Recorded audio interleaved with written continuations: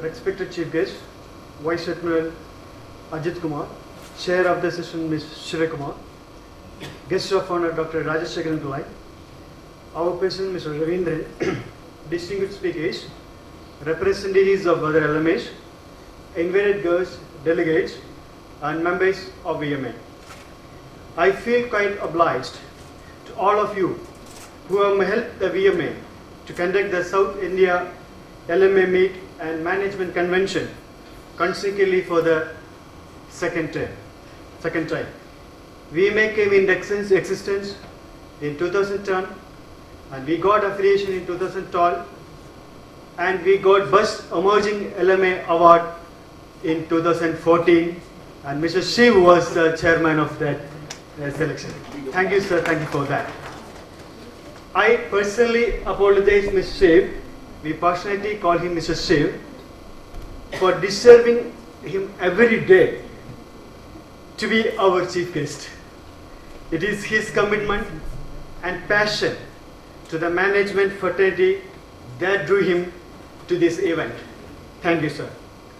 We have carried the same theme the AMA projected for the National Convention, as we think that Make India concept is to be discussed and debated in order to better the nation. I hope the convention will come up with relevant and innovating ideas. Earlier I couldn't make it despite a lot of requests from the Management Association. But this year I felt I must make it because I was the chairman of the jury which awarded the Wycombe Management Association the best emerging LMA. Always good to be amongst friends here. I can see Dr. Maran taking some pictures. I can see Mr. Kumar and then the office bearers of Wycombe, Mr. Ajit Kumar as well as Mr. Rajshekar Pillai, somebody I've known in the past. So it's wonderful to be here. I'm not new to Kerala. I was a management trainee here many years ago and I've traveled the length and breadth of Kerala for many a week and I've come here quite often. So it's always a pleasure to come back here. So this is a topic which was given to me, which is leadership in times of high expectations. So what I'm going to cover for you over the next 15 minutes and then I have to leave to catch a flight is this.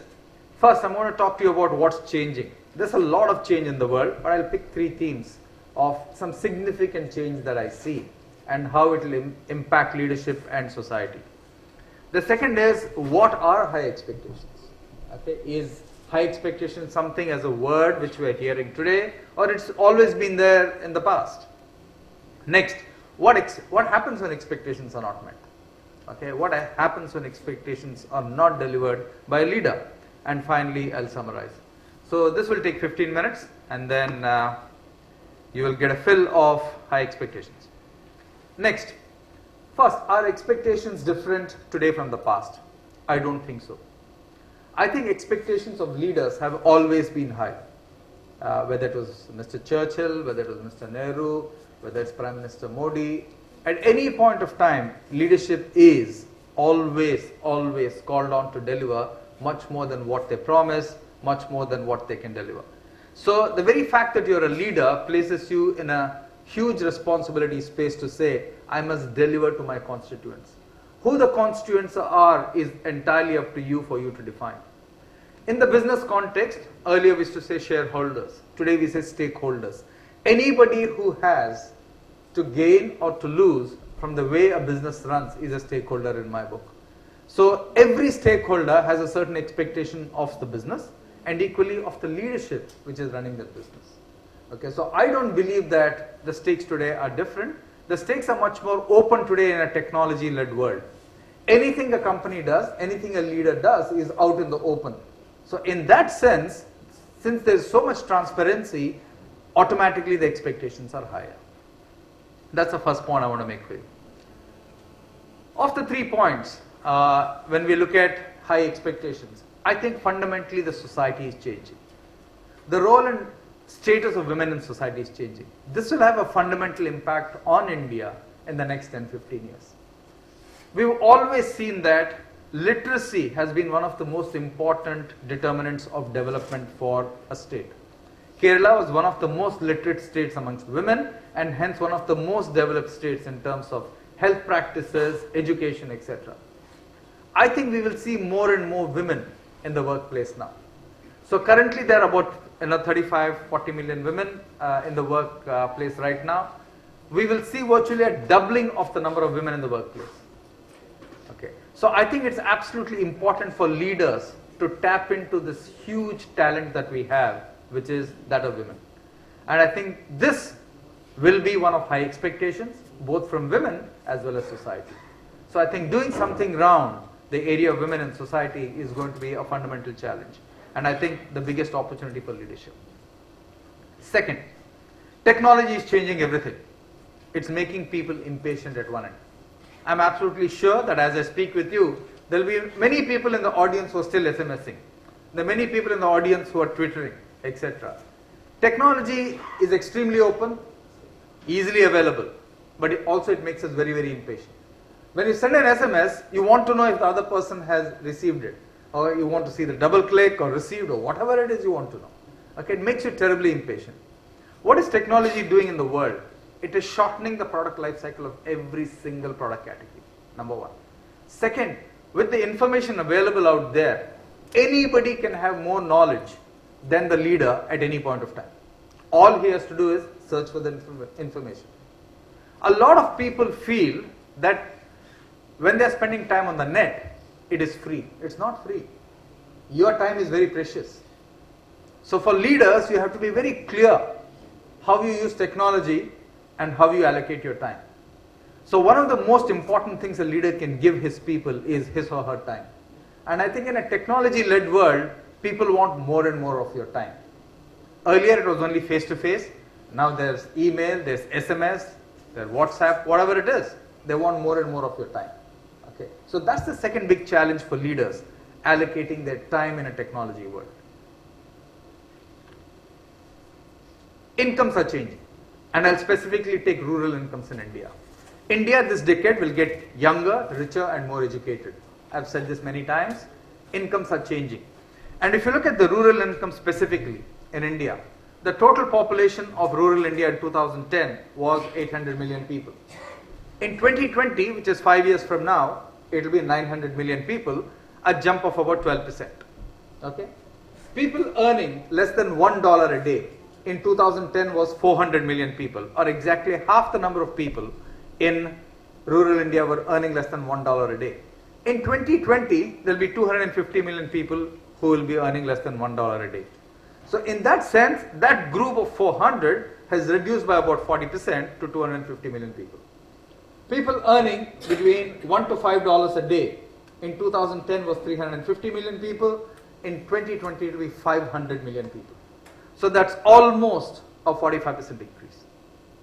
And third, people earning more than $5 a day in 2010 was 50 million people. In 2020, it will be 150 million people, which is 3 times. The expectations of this group, specifically young people, is huge in India. And I think whether it's a business, whether it's society, one has to be aware of the expectations which rural India will have on us. So leadership will definitely have to take that into consideration. Whether it's products, whether it's services, whether it's health, whether it's education, you name it. I think there's a market out there, but the demands from them will be high. For me, leadership is an exchange between leaders and followers. You cannot be a good leader if you're not a good follower. That's my first submission to you. So if you want to set high expectations as a leader, I would start by saying please set high expectations as a follower first. If you're a great follower, you'll be a great leader. Because all the people who follow you will see what kind of a follower you are to the people you are reporting to. So great leadership starts in my book with great followership.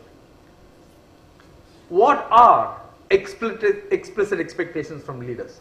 First, fiscal discipline. Almost all of us in any form, in any part of society, whether it's government, whether it's public institution, whether it's private enterprise, whether it's an NGO, whether it's a Viacom Management Association, all of us expect from leaders fiscal discipline. First, rule number 1. We don't want people to borrow or do the wrong things and sacrifice the future. Second, irrespective of the organization and society, we want leaders to be accountable. We expect people to have high accountability. Your word should mean something. Third, we believe that the person should take us in the right direction, and hence strategy is important. Okay, strategy is basically where do you want to go, how do you want to get there.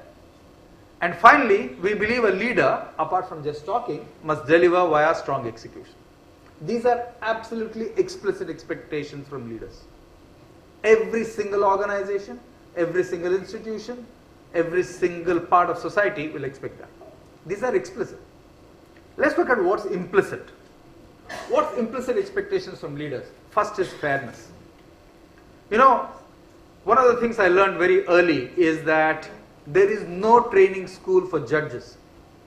You cannot train somebody to be fair. You don't take 10 people and say, tomorrow I send you to a school or a college for 2 weeks and you'll become a fairer person. You cannot do that. Fairness is an innate value. And hence, one of the biggest expectations from leaders and implicit expectations of everybody who leads you is that you want him or her to be fair. That's an absolute implicit expectation. That's a contract or a bond between follower and leader. Second, we expect leaders to be competent. None of us wants to work for incompetent leaders. So competency is again an implicit expectation of a leader, that he or she is good at what she's supposed to do.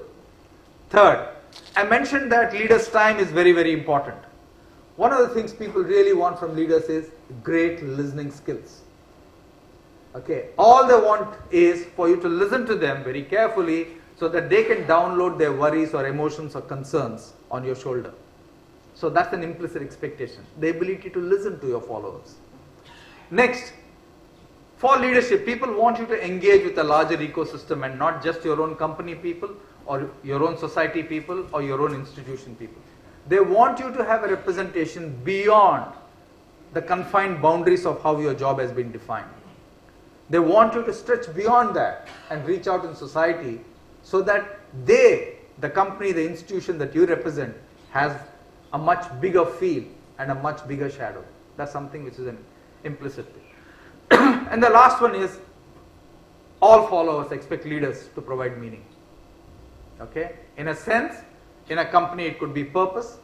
Okay? In a country it could be where we are headed for the future. It could be employment, whatever it is. Okay? Depending on the context, followers expect meaning from leaders. These are implicit. Nobody will tell you this.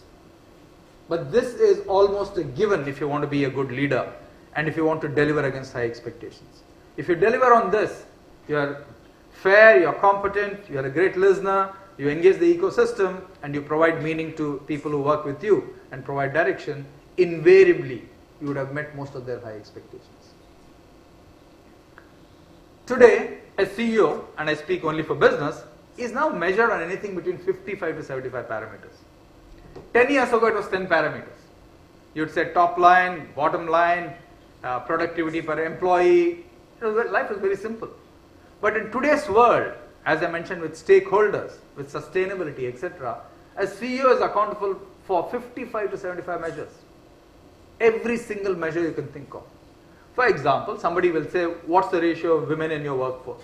What's the ratio of the ability, the challenged people in your workforce? Okay, what are you doing in terms of contributing to the society? Not just consumers, not just business, but society, and building an institution. So 55 to 75 measures is what a CEO today is virtually accountable for. Almost impossible in terms of the stretch, but that's what high expectation is about.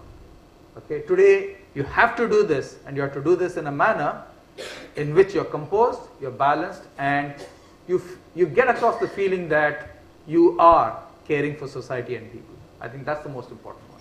So CEO, no longer 10 measures, 55 to 75. Talk of high expectations, can't be higher than that. And so in summary, I would say, we live in a fast changing world. I think all of us understand that. Okay? And leadership is absolutely critical in a fast changing world. Leaders have both implicit and explicit expectations. Okay? Being fair, being able to listen, okay, being able to engage the larger ecosystem, and being able to provide meaning to the people who work with you is an absolute must for great leadership. And that's where high expectations are set up. And I would say being a leader is not easy. It's one of the most difficult jobs at any level. You want to be a leader of Viacom Management Association, it's difficult. You want to be the leader of the South India Management Association, it's difficult. You want to be the leader of the All India Management Association, it's difficult. You want to be the leader of a college, it's difficult.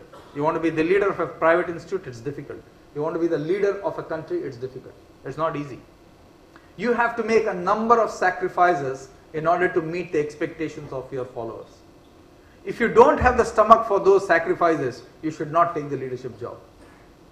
Only if you have the stomach for taking those hard decisions, you have the stomach for scrutiny, where people will watch you every day, every action of yours, and you can still provide meaning.